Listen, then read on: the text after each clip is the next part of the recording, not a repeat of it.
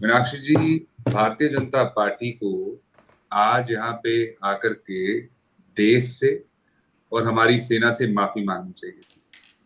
और आके जवाबदेही फिक्स करना, जिम्मेवारी लेना तो बहुत दूर की बात, भारतीय जनता पार्टी अकाउंटेबिलिटी से भाग गई, डिबेट छोड़ करके भाग गई। यहां से पता लगता है कि भारतीय जनता पार्टी अपना स्टैंड स्पष्ट नहीं करना चाहती।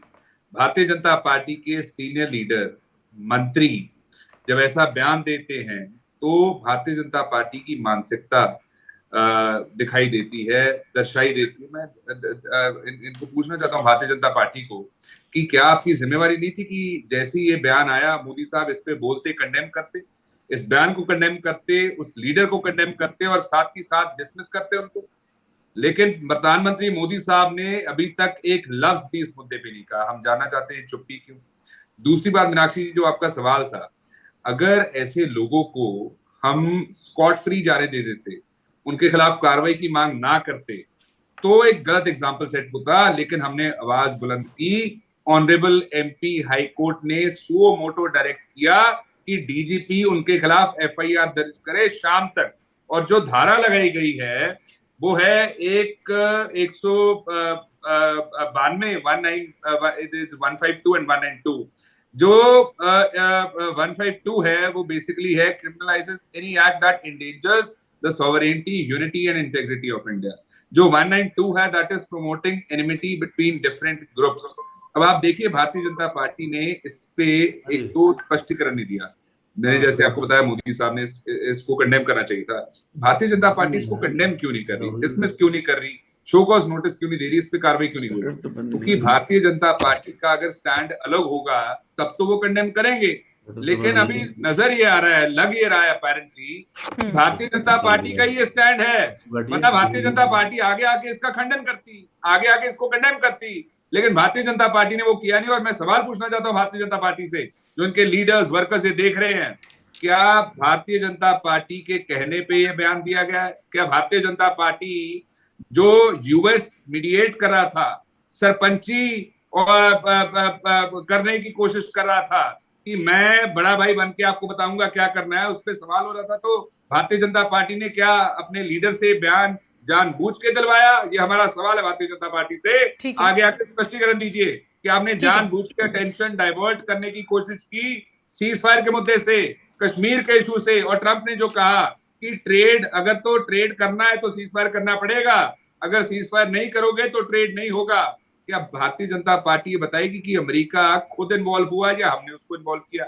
फिर दूसरा, भारतीय जनता पार्टी ये बताएगी, ठीक है, ये आपके सवाल जो हैं, ये इनफैक्ट मेरे ख्याल से राजस्थान प्रदेश कांग्रेस कमेटी के अध्यक्ष है गोविंद सिंह डोटासरा, उन्होंने भी एक 11 पॉइंटर्स सवाल के रिलीज किए हैं कि बीजेपी और प्रधानमंत्री नरेंद्र मोदी, बीजेपी केंद्र की जो सरकार है वो इस पर कम से कम जवाब दे।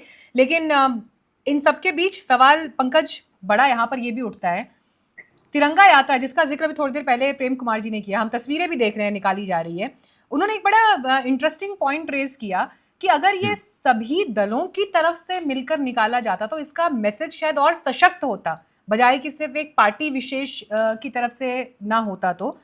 लेकिन अब यहां से इंपॉर्टेंट सवाल ये है कि ऑपरेशन सिंदूर के इमीडिएट बाद नहीं हुआ, ये हुआ है उसके कम से कम 3 दिन बाद, मेरे ख्याल से 2 दिन के बाद शायद तिरंगा यात्रा निकाली जानी शुरू हुई। क्या एक तरह के डैमेज कंट्रोल की कोशिश है? क्या एक तरह की ये मैसेजिंग बीजेपी के भीतर गई है कि सीज फायर का मैसेज उनके अपने सपोर्टर्स के बीच भी नेगेटिवली गया है, एक गुस्सा है या एक आक्रोश है?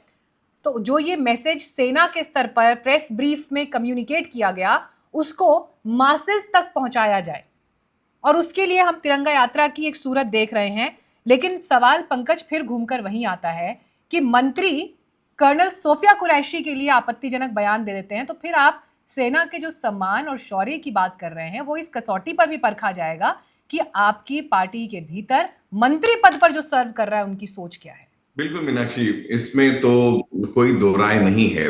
अभी हमारे जो गेस्ट ने भी अपनी अपनी बात रखी, दोनों पक्षों पर ही हमने जिक्र किया। और सुदेश वर्मा जी भी यहाँ पर मौजूद हैं, जो लेखक हैं, पत्रकार रहे हैं, पूर्व नेशनल स्पोक्स पर्सन भी बीजेपी के रहे हैं।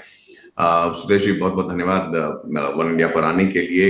एक जो मुद्दा यहाँ पर अभी हमने देखा, जैसा मीनाक्षी ने भी जिक्र किया कि इस तरह से अचानक से तिरंगा यात्रा निकालना, हालांकि मीनाक्षी अपने दर्शकों को मैं बताऊं कि बीजेपी के लिए ये मॉडस ऑपरेंडाई नया नहीं है। अगर आप ट्रिपल तलाक देखें या फिर जो इनफैक्ट बजट के टाइम पर भी जिस तरह से बदलाव लाए जाते थे, तो उसको भी लेकर बीजेपी अक्सर तिरंगा यात्रा या अवेयरनेस कैंपेन्स निकालती है ऑल अक्रॉस इंडिया, जहां पर वो जाके सरकार की बातों को लोगों तक समझाते हैं कि क्यों ये उनके लिए फायदेमंद है या सरकार ने ये फैसला क्यों लिया है।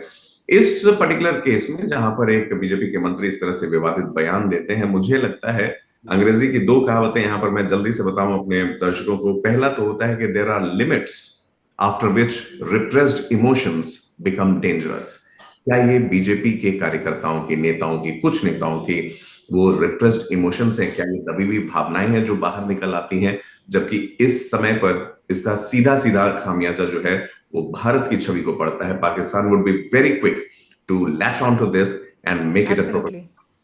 And secondly, the only difference between genius and stupidity is that genius has limits. हमें ये ध्यान देना पड़ेगा कि हम अपने एक्शन से, अपनी बातों से, नो मैटर आप एक मोटर माउथ नेता पहले भी जाने जाते हैं, विजय शाह ऐसे कमेंट्स करने के लिए आप हैं, लेकिन जब बात आती है नेशनल सिक्योरिटी की, देश की आन बान शान की, उसकी सुरक्षा की, उसके इमेज की, अगर आप इसको डिफेंड नहीं कर पा रहे हैं, तो मुझे लगता है कि पर्सनल और प्रोफेशनल दोनों ही कैपेसिटी में कोई ऐसी कंपल्शन नहीं है कि आप उस पद पर बने रहें, उस पब्लिक लाइफ में आप वो ठीक है। जो आप